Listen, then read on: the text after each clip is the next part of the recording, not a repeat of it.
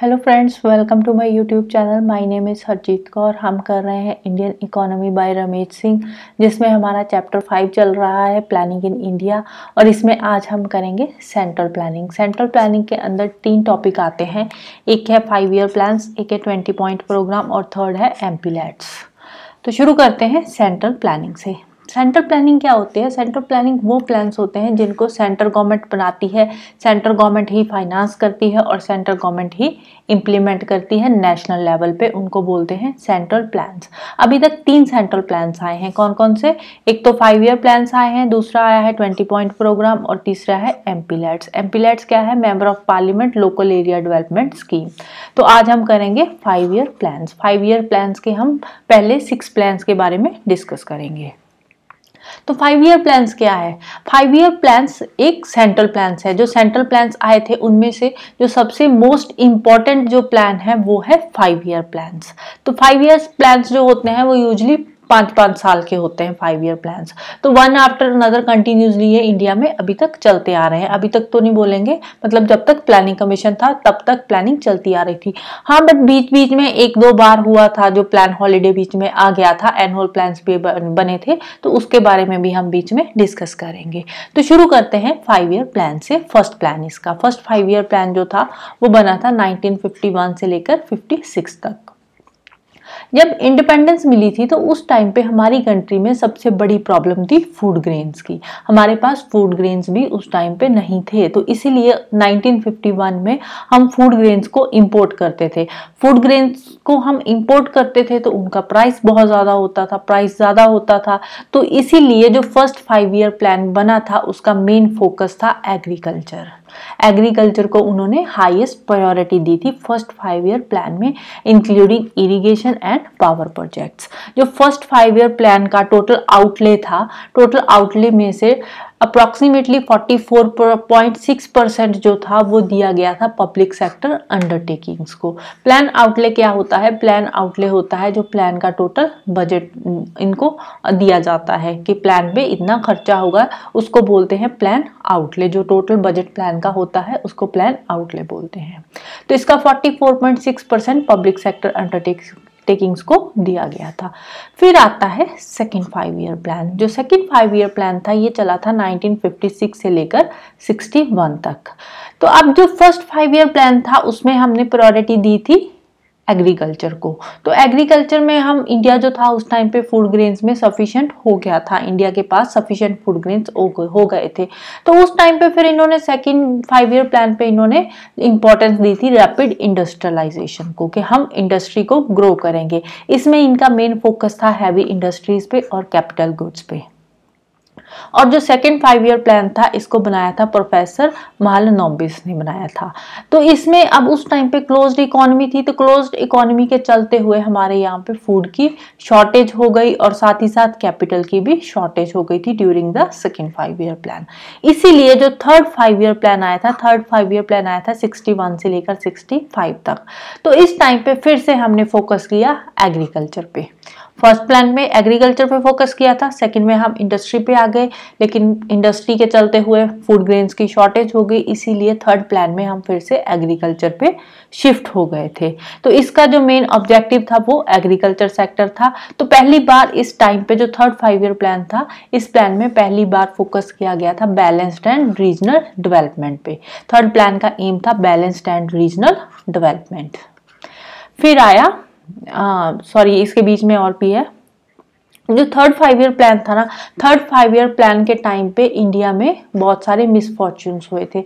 जैसे कि 2 वॉर्स होगी, एक तो चाइना के साथ ही हुई थी 1961 और 62 के बीच में चाइना के साथ एक वॉर हुई। फिर दूसरी वॉर पाकिस्तान के साथ हो गई थी 65 और 65 के बीच में अलोंग द गुजरात बॉर्डर। और इसके साथ ही 1965-66 के टाइम पे फेमाइंस भी आ गए इंडिया में। तो अब 3 चीजें एक साथ मिल गई, एक चाइना के साथ वॉर हुई, दूसरी पाकिस्तान के साथ वॉर हो गई, तीसरा फेमाइंस आ गए। तो इसके चलते हुए जितने भी फंड्स यहाँ पे एम को, जो इस प्लान का जो टारगेट था उसको फुलफिल करने के लिए एलोकेट किए गए थे, वो सारे के सारे फंड्स कहाँ चले गए? वॉर में कुछ खत्म हो गए, कुछ फेमाइंस में खत्म हो गए। तो बेसिकली जो फंड्स इसको एलोकेट किए गए थे, फंड्स सारे के सारे दूसरी जगह डाइवर्ट हो गए, कुछ वॉर में डाइवर्ट हो गए, कुछ फेमाइन में डाइवर्ट हो गए। तो इसके बाद क्या हुआ, इसमें जो हमारी इसके बाद जो हमारी इंडिया की फाइनेंशियल सिचुएशन थी बहुत ज्यादा वीक हो गई थी, और ऊपर से जो चाइना के साथ वॉर हुई थी वो वॉर हम हार चुके थे, इसलिए हमारे इंडिया वालों का मोरल भी बहुत डाउन हो चुका था। तो इसीलिए उस टाइम पे जो 4th 5 ईयर प्लान इंडिया वालों ने बनाया था 1966 में, जो इंप्लीमेंट होना था उसको रोक दिया गया। उसकी जगह पे 3 एनुअल प्लान्स बनाए गए थे। 66 और 69 के बीच में 3 एनुअल प्लान्स बने थे। अब ये वाले जो एनुअल प्लान्स थे, इनकी जो मेन गाइडलाइंस थी, जो इनके मेन ऑब्जेक्टिव्स थे या एम्स थे, वो 4th प्लान वाले ही थे। जो 4th प्लान में हमने डिसाइड करा था, हमने अपने टारगेट्स फिक्स करे थे, वो सेम टारगेट्स हमने एनुअल प्लान्स में लेकर चले थे, सेम टारगेट्स हमने एनुअल प्लान्स में डिस्कस करे थे। ये वाले जो एनुअल प्लान्स बनाए थे ये एक साल के लिए थे। 66 से लेकर 69 के बीच में 3 एक साल के प्लान्स बने थे, राइट।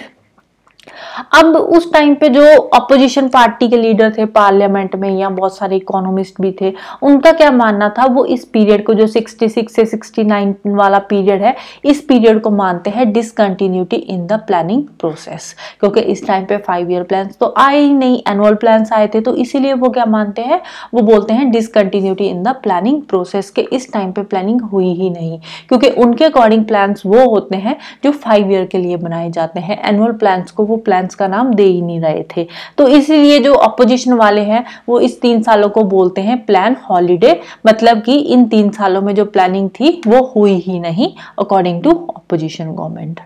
फिर आया 4th प्लान। 4th प्लान आया था 1969 में और 74 तक चला था, और ये वाला जो प्लान था ये गैटगिल स्ट्रेटेजी पे बेस्ड था, और इसका मेन फोकस था growth with stability and progress towards self reliance. ये मेन एम था 4th प्लान का। बट इस प्लान के टाइम पे क्या हुआ, ड्रॉट्स आ गए, इंडो पाक वॉर हो गई 71-72 में, जिसके चलते हुए फिर से जो फंड्स थे वो ड्रॉट्स में कुछ डाइवर्ट हो गए, कुछ वॉर में चले गए। तो जो फंड्स इस प्लान के एम्स को या टारगेट्स को फुलफिल करने के लिए रखे गए थे, वो सारे के सारे फंड्स हमारे वॉर में खत्म हो गए और कुछ ड्रॉट्स में खत्म हो गए। तो ये वाला जो प्लान था, इस प्लान के टाइम पे जो इन्फ्लेशन थी बहुत ज्यादा बढ़ गई थी, इन्फ्लेशन डबल डिजिट तक पहुंच गई थी 4th प्लान के टाइम पे, और जो नॉन प्लान्ड एक्सपेंडिचर थे वो भी हमारे बहुत ज्यादा बढ़ गए थे। और ऊपर से जो 1969 के टाइम की अगर हम बात करें तो उस टाइम पे गवर्नमेंट नेशनलाइजेशन कर रही थी। 1969 में 14 मेजर बैंक्स की नेशनलाइजेशन करी थी गवर्नमेंट ने, मतलब कि 14 मेजर बैंक्स को गवर्नमेंट ने खरीद लिया था। तो जिसके चलते हुए इकोनॉमी की हालत बहुत ज्यादा खराब हो गई थी। जो नेशनलाइजेशन का काम था ये 1990 तक चलता रहा था फिर। और जो सेंट्रल लेवल पे अगर हम बात करें, सेंट्रल लेवल पे उस टाइम पे स्टेबिलिटी थी, थोड़ी बहुत पॉलिटिकल स्टेबिलिटी थी, क्योंकि कांग्रेस गवर्नमेंट उस टाइम पे मेजॉरिटी में थी। तो जो प्लान थे उस टाइम पे वो सेंट्रलाइजेशन पे ही काम करते थे, सेंट्रल लेवल पे ही काम कर रहे थे। फिर उसके बाद आया 5th प्लान। जो 5th प्लान था ये आया था 1974 से लेकर 79 के बीच में था। तो इसका जो मेन फोकस था वो था poverty alleviation and self reliance. जो मेन एम था 5th 5 ईयर प्लान का वो poverty alleviation and self reliance था। तो इस टाइम पे 1975 में गवर्नमेंट ने पॉवर्टी एलिविएशन के लिए एक और नया प्लान लॉन्च किया था, जिसका नाम था 20 पॉइंट प्रोग्राम। 20 पॉइंट प्रोग्राम क्या है, इसके बारे में डिटेल में हम 5 ईयर प्लान्स के बाद डिस्कस करेंगे। तो 20 पॉइंट प्रोग्राम गवर्नमेंट ने लॉन्च करा था 1975 में, और इसको लॉन्च किस लिए करा था, पॉवर्टी एलिविएशन के लिए करा था। और ये वाला जो 20 पॉइंट प्रोग्राम था, इस प्रोग्राम में गवर्नमेंट ने जो ग्रोथ विद स्टेबिलिटी वाला जो मेन ऑब्जेक्टिव था 4th 5 ईयर प्लान का, इस पे कोई ज्यादा ध्यान नहीं दिया, क्योंकि 4th प्लान का ऑब्जेक्टिव था ग्रोथ विद स्टेबिलिटी। लेकिन जो 20 पॉइंट प्रोग्राम आया उसमें गवर्नमेंट ने इस चीज पे बिल्कुल भी ध्यान नहीं दिया। इसका उन्होंने मेन एम पॉवर्टी एलिविएशन ही रखा था। तो इस टाइम पे फिर जो प्लानिंग प्रोसेस था वो बहुत ही ज्यादा पॉलिटिसाइज हो चुका था, मतलब कि जो प्लानिंग था वो एक पॉलिटिकल मुद्दा बन चुका था। इकोनॉमिक्स जो था, इकोनॉमिक्स की बजाय वो एक पॉलिटिकल उस टाइम पे मुद्दा बन चुका था। और ऊपर से उस टाइम पे इन्फ्लेशन बहुत ज्यादा बढ़ गई थी। और इन्फ्लेशन इतनी ज्यादा बढ़ गई थी, वो गवर्नमेंट के कंट्रोल से बाहर हो गई थी, गवर्नमेंट के हाथ में कुछ नहीं था, गवर्नमेंट कुछ कर ही नहीं पा रही थी इन्फ्लेशन को लेकर। इसीलिए इन्फ्लेशन को चेक करने का काम, इन्फ्लेशन को स्टेबलाइज करने का काम उस टाइम पे गवर्नमेंट ने दे दिया आरबीआई को। तो उस टाइम पे गवर्नमेंट ने आरबीआई को एक नया फंक्शन दिया था, टू स्टेबलाइज द इन्फ्लेशन। फिर उसके बाद गवर्नमेंट ने जो इन्फ्लेशन आई थी उसको थोड़ा देखने के लिए एक प्राइस पेज पॉलिसी शुरू करी थी। तो जो socio economic and regional disparities थी इस प्लान में, वो भी बढ़ गई थी। Socio economic and regional disparities भी इस प्लान के टाइम पे थोड़ी बढ़ गई थी। और जो नेशनलाइजेशन का प्रोसेस गवर्नमेंट ने शुरू करा था 1969 में, वो अभी भी कंटिन्यू था, वो चल रहा था। अब नेशनलाइजेशन बहुत ज्यादा होती जा रही थी, गवर्नमेंट जो थी वो ज्यादातर सेक्टर्स को अपने कंट्रोल के अंडर ला रही थी, जिसके चलते हुए जो गवर्नेंस की क्वालिटी थी वो खत्म होती जा रही थी। गवर्नेंस की क्वालिटी दिन ब दिन जो थी वो बेकार होती जा रही थी। अब देखो गवर्नमेंट अब बहुत सारे सेक्टर्स को अपने कंट्रोल के अंडर कर लेगी, तो फिर उनपे जो ध्यान देना, उनपे गवर्नेंस का जो काम है वो अच्छी तरह से नहीं होगा। इसीलिए नेशनलाइजेशन के चलते हुए जो गवर्नेंस की क्वालिटी थी गवर्नमेंट की, वो दिन ब दिन खराब होती जा रही थी। तो ये वाला जो प्लान पीरियड था, तो इस टाइम पे फिर एक और बहुत बड़ा चेंज आया था। वो क्या था, सेंटर लेवल पे गवर्नमेंट चेंज हो गई थी। पहले क्या थी, पहले अभी तक कांग्रेस सेंटर पे काम करती आ रही थी, बट सडनली 1977 में कांग्रेस की जगह पे आ गई जनता पार्टी, सेंटर में जनता पार्टी आ गई। तो जनता पार्टी के आने से क्या हुआ, सब कुछ इधर उधर हो गया। जैसे ही जनता पार्टी सेंटर लेवल पे आई, तो उस टाइम पे 5th प्लान चल रहा था, जो लास्ट कांग्रेस गवर्नमेंट ने शुरू करा था 5th plan. But Janata government जैसे ही आई, उन्होंने 5th प्लान को पूरा होने से पहले ही टर्मिनेट कर दिया। जनता गवर्नमेंट ने क्या किया, 5th प्लान जो था वो 4 साल के बाद टर्मिनेट कर दिया।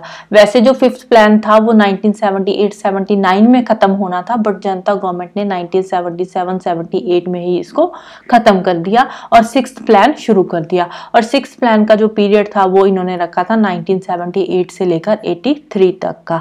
ये जनता गवर्नमेंट ने लॉन्च करा था 6th प्लान, और इसका नाम रखा था रोलिंग प्लान। बट हुआ क्या, उसके बाद 1980 में फिर से सेंटर में कांग्रेस आ गई, जनता गवर्नमेंट चली गई। जनता गवर्नमेंट सिर्फ 3 साल के लिए आई थी, 77 से लेकर 80 तक। और 80 में जनता गवर्नमेंट जैसे ही चली गई, सेंटर में कांग्रेस आ गई, तो फिर से सारा काम इधर उधर हो गया, उथल पुथल हो गया। क्यों, 1980 में जैसे ही सेंटर में कांग्रेस पावर में आई, तो आते ही उन्होंने 6th प्लान को अबैंडन कर दिया, जो कि जनता गवर्नमेंट ने शुरू करा था। तो जो फिर उसके बाद जैसे कांग्रेस पावर में आई, तो कांग्रेस ने 6th प्लान फिर 1980 से शुरू करा था। नई गवर्नमेंट ने जो 6th प्लान शुरू करा था उसका पीरियड रखा 1980 से लेकर 85 तक। लेकिन उस टाइम तक 2 साल हो चुके थे 6th प्लान को चलते हुए, तो फिर उन 2 सालों को भी तो एडजस्ट करना था ना कहीं। तो कांग्रेस ने वो 2 सालों को कैसे एडजस्ट करा था, जो पहला साल था, जनता गवर्नमेंट ने जो 6th प्लान शुरू करा था उसके 2 साल ऑलरेडी जा चुके थे ना, तो वो 2 सालों को कांग्रेस ने कैसे एडजस्ट करा।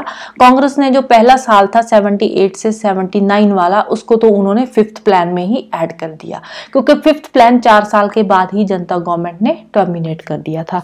तो वो 1 साल जो कांग्रेस गवर्नमेंट आई थी वो उन्होंने 5th प्लान में ऐड कर दिया, मतलब कि 5th प्लान को उन्होंने 5 सालों का ही मान लिया, 1974 से लेकर 79 तक का। फिर पीछे बचा 1 साल 79 और 80 वाला, और ये वाला जो 1 साल था, इसको कांग्रेस गवर्नमेंट ने अनाउंस करा था 1 एनुअल प्लान।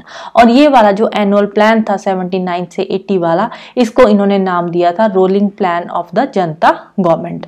तो इस तरह से फिर कांग्रेस ने ये 2 सालों को एडजस्ट कर दिया और 6th प्लान 1980 से शुरू करा था।